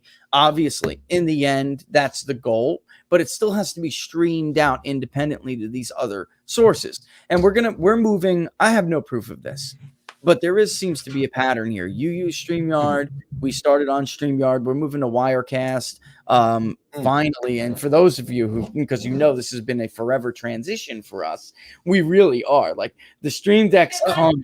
All right, Laura. I mean, it's just that quick changing. Boom, boom, boom. Eric, yeah, exactly. And it's like what Eric said, though, that you have to make sure all of these different networks are still connected. It's not StreamYard gives you the ease of just, hey, I want to schedule it for this time and we're going to go live. It's easy. Everything else takes time and we can't move. So they're like, oh, just delete your Twitter account and I'll follow you on Parler. Somebody had said that to me because I said, hey, I'm going to Parler. This was before Parler got removed. And I had said, follow me on Parler. I'll spend more time on Parler. And somebody said, yeah, I'll follow you when you delete your Twitter account. Well, look, Eric, if I would have done that before I migrated everybody, it's like blackmail. You're blackmailing me for a follower, and by the way, you would have destroyed my influence if I would have listened to you, right? So Parler's gone and has been for weeks. Now it's back, and I understand it's not really the same Parler anymore and not in the same hands. CEO is gone. So as far as I hear. It's a different, they removed him. And a lot of people are concerned about how dedicated this new group really is to free speech. So we have to do our own thing. And that's going to take time to get everybody over there. It's going to take. We need all the fellow creators too. That's the problem too. Is it's not right. Yeah. If you can go move, great. But who's going to go with you? Like Locals is starting to get some traction. And I went there because there were people there waiting. I had an account. I didn't do anything with it. Saw there were 13 people who followed me over a week with no posts or anything else. So I said, okay, that's people telling me that they would like me to be there. I will go over. But Viva Fry's there. Robert Barnes is there. Now you are there. I am there. Dave Rubin's there. Scott Adams is there. So the more and more creators, and I'm kind of speaking out to the community of creators too who are watching, the more that are there, the more likely people will follow, because I don't want to open 10 apps to do anything, and I don't want anybody else to have to feel that way. Do you want to go on, oh, let me go to Minds to visit Sargon, and let me go to Gab to visit fill in the blank, and let me go to Parlor to visit them? Nobody's going to do that. Yep. So everybody has to kind of go around a particular thing, or nobody will come. Yeah, we do have this ultimate vision, and maybe it'll get there, but we're obviously we do it with our own episodes first, but I mean our own shows first. But if we can figure this out, we'll invite others to do it as well. But if we had a peoplespundit.tv and everything basically disseminated from there, the challenge for creators, so viewers understand, is that YouTube gives you a way to monetize it so you guys can support us on what we do. And so does Locals, by the way, but Locals doesn't have a live stream yet. There's the chat that's there, but there's no live stream, and it's difficult. An ultimate kind of goal would be where you guys could basically, there would be an API, and you guys could basically support people there. And then we have people asking us for merchandise. We're in the middle of that now, getting merch. Cool. So easy on YouTube. They make it look. You have to give these people credit where credit is due. And by the way, if you look at the research, sales with this stupid little YouTube thing that's below the video increases sales on merchandise. It puts it right in front of people's faces, and it makes it easier to do. And of course, we sell it on our own site as well. And that's actually the hurdle we're having right now. So YouTube wants us to use one of their people, right? But then it's friction. That's Ask Amazon. It's all about removing friction. I mean, remember, Amazon sued everybody about one click. And everybody's like, why in the world would you sue about one click? Well, because 2 clicks is twice as hard, and they're not stupid. Yeah, they owned it. They came up with this, and they figured out, how do I remove all friction? Now they even remove the shipping friction. This is the same principle all around. YouTube has no friction. Everybody's already watching it. Yep. You're also tied into the biggest search engine in the world, on the second biggest search engine in the world. So YouTube's number 2, Google's number 1, all the same people. You want to be found? Especially me. I have 15,000 people. Where am I going to take people? Especially when it's a small percentage. So I might get 100 people to go somewhere. Yeah. And it's not 1-to-1. The ratio is not 1-to-1. I wish it was, but it's not 1-to-1. And that's and for they're habit people. That's right. And their convenience. They're about convenience. That's why that idea, that concept of friction is so important. They really don't like that extra step. Even look at the paywall with People's Pundit Daily, Laura. You know that our first paywall was multiple steps. I don't even know how the Wall Street, because it was modeled off of the Wall Street Journal. I don't even know how on earth the Wall Street Journal got what they did, just I guess because they're the Wall Street Journal. But first, a pop-up would come up, and then it would take them to the digital subscription page, and from there would be like a 2 or 3 step cart process, right? When we moved and we had a different company revamp our paywall, it was basically almost no friction. And there would be the nag, you hit the nag if you want it, a totally new nag comes up, but on that same spot in that same area, it just basically changes what it looks like. Same button look and everything, but different dimensions and what is in the content of the nag. And you could pick your account or what you want to do right then and there. Even if you take the credit tier, which allows you to get just credits. Maybe I just want to watch one article or read one article. Or something. And there was no friction. I'll be damned, Eric. It worked. It did. It's true. There's no doubt. They spent that kind of money on that principle because it works. And we do want to make it so we can have the merch on our own site, and that is, a sticking point right now, and why there's not merch up right now. But Sure. we don't want to abandon the idea of having the thing right there. I mean, but some people are diehard and they want you to just, that's what they want you to do. They want you to abandon a community that you've built, which is it's not smart as a business plan. That's why when they zap your channel like this, you really see it. You really see what it does. Oh yeah. It's incredible. I mean, dead. Completely. So what's the plan moving forward? You're trying to communicate with them. I mean, it's 5 to 1. We got up against the hour here, but yeah. Why don't you tell everybody what the plan is before we go? And where to Sure. Yeah, where to find you? Yeah, lay it all out. Yeah, just my name right here on the screen. Just look it up on YouTube, please. You're right, Rich. Please subscribe. I need and try to turn the notifications on. I've heard people have problems with it. Yeah, because they say I'm not kid friendly or I don't know. They're always gaming with this stuff. But please subscribe. It really does help a ton. Tomorrow, this is already planned, but hopefully it's a major comeback. I have on spies. I have Jack Barsky, who is an undercover KGB agent who lived in the United States for 16 years, undiscovered for all that time. Longest time of anyone in history. He is a very strong American now. Along with him, I have Robin Dreek, who was the director of this FBI counterintelligence program at the Behavioral Analysis Unit, and Jack Schaefer, who took Robin under his wing. So I have East versus West, top spy masters in the world on how to recruit people to betray their country. You see what I'm talking about? That's my first one. You see what I'm talking about? It's not your average podcast. It's very cool. It is very cool. I'll be watching, Eric. What time is that going to be? What time is that slated? That's 5:30 5:30 p.m. Eastern time tomorrow, Thursday, whatever date that is. I can't. 18th.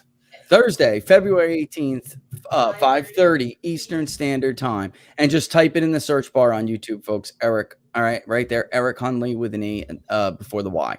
All right, Eric, thanks for joining us. Sir. Glad you're back. And, wish you the best with the communication efforts back and forth with them. Hopefully they give you that content back and those analytics back. It's huge. We'll be fingers crossed. Yeah, we'll have our fingers crossed for you. And we'll be watching tomorrow. All right. All right, man. Thank you so much for the chance. No problem, Eric. No problem. All the best. You too, man. All right, folks. We are going to talk real quick. It's about 3 minutes to the end of the hour. I just want to say, about the news with Rush that in this era, I honestly don't think, nobody lives. Of course, nobody lives forever. We lose people every year in every different element of society that was influential in some way, shape, or form. But it's a particularly difficult loss given the times that we're living in. Eric said it. We're living through some of American history has been on autopilot, right? Definitely, I would say our parents' generation was on autopilot. Maybe led to a lot of problems we have right now. But for the most part, this is not. This is a pivot. I'm not sure where that pivot goes. And I think that the loss is particularly damning to people who do value speech. All right. You may not agree with everything Rush Limbaugh says, but there is without a doubt a place for him unmatched and unrivaled by anybody ever in this business, radio, podcast, news, whatever. He was the first person to reach a massive audience outside of the legacy corporate media, whatever you want to call it. We will not be calling it mainstream because it is not mainstream. And he was successful, right? And he started very controversial, remember? But he was successful because he reached that group that is not represented. It's not in the media, not in Hollywood, not on Capitol Hill, which circles us back to our entire theme of this program today, which is that the overrepresented minority is much, much smaller than I think, than I know most people think. And that is why we see the success of the people that we have talked about over the course of the last 2 hours. And I mean, really, those are some big shoes. Rush was nobody can fill his shoes. I don't think so. Nobody can fill his shoes. And I think that is 70 is young. yeah, that is well, I think we did have throat cancer down there. I guess it was stomach, lung. I'm sorry, lung. Yeah, that's why it was changed. But 70 is young in this day and age. It really is. But yeah, Godspeed to him. Ignore the hate that you're gonna hear. Don't let that crap into your heart today. It's not the day for it. Circle back to it another day and remind people about how evil some of them can be another time. All right. And plus he would tell you to ignore them. He would tell, yeah, he would. Absolutely. All right. My prayers go out to him and his family. Oh, I also just want to say this, that we have a problem still, even though we made a lot of gain. We had a lot of problem with opiate addiction in this country. And it was a huge success story on that front. And it's meant a lot to me. I'm sure it's meant a lot to others too, who have had similar problems. Everybody has a problem in their family with some form of addiction that has hit almost every American family. And he was, a champion. Yeah, it's one of the most difficult things in the world to do is to crack opioid addiction. And he, like so many other Americans, didn't get addicted because he liked to play on the street with drugs. He got addicted because of the big pharma grift that this stuff, was a miracle drug for pain. He had back problems, if I remember correctly, and miracle drug for pain. And, it's not, you could get off it whenever you want. And dependence is different than addiction, which to some extent it is, but you know what I mean? It was a complete grift. And he kicked it. And that's extremely difficult. So just a loss all the way around. And thoughts and prayers to his family. It's a sad day for speech. It is. And political debate in general. It is, because he branched that out. I know people who do not think there could have been a successful Fox News, if it wasn't for Rush Limbaugh. And I don't know how you argue with that to some extent, because even on his shorter, his smaller radio circuits, what he demonstrated to people like a Roger Ailes is that, what? Most of these media companies are not speaking to most of Americans. They're not. They don't represent them. They don't share anything with them as far as, who they are. I mean, it was a very small sector of the country that looks like these people and talks and thinks and believes like these people. And if you're a Roger Ailes and you're looking at the success of somebody like a Rush Limbaugh, it makes it a lot easier to make that plunge. It really does. All right. With that in mind, we'll leave you guys. All right. With on that. So,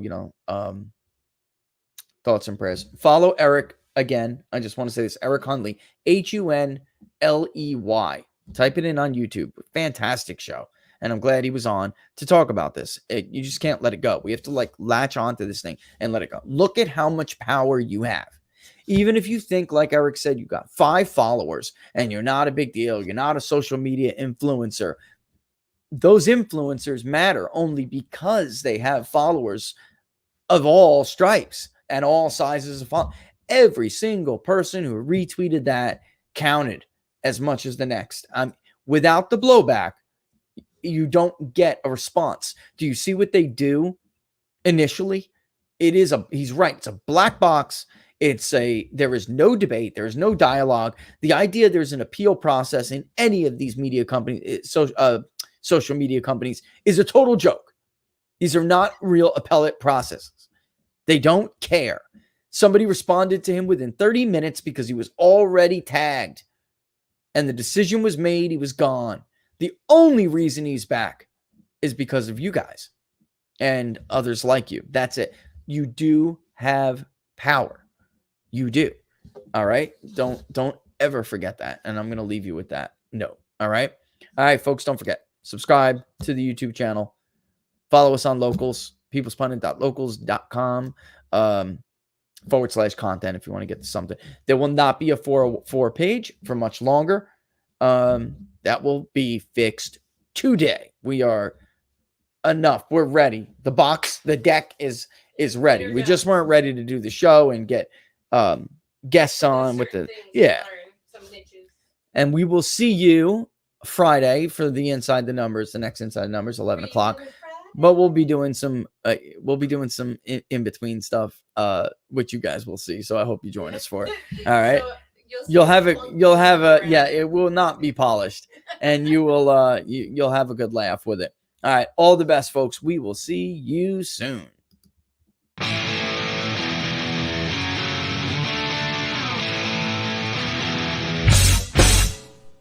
How much you wanna bet that I can get you back inside your head before the summer ends and spread a little love. Just for a little fun, I'll make you come back to me before the rise of every sun. Baby, it's meant to be. I know you got a man, but he don't understand. You're gonna be a heartbreaker. You're such a love taker. So just suck me in and you can toss me like a cigarette. 'Cause I just wanna be a bad habit, yeah.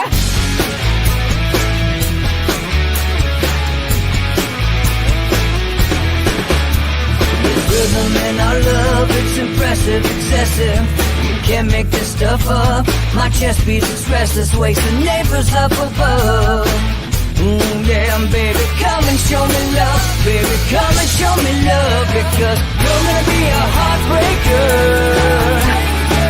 You're such a love taker. So just suck me in and you can toss me like a cigarette. 'Cause I just wanna be a bad habit, yeah.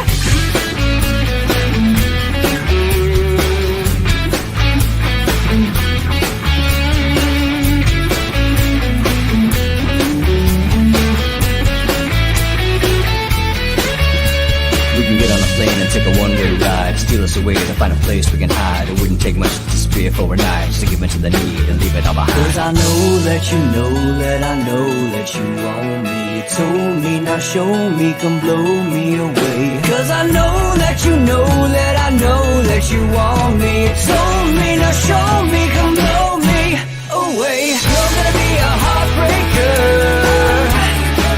You're such a love taker.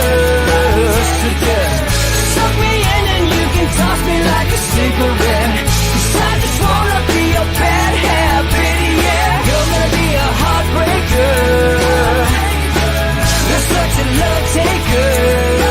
So just suck me in and you can toss me like a cigarette.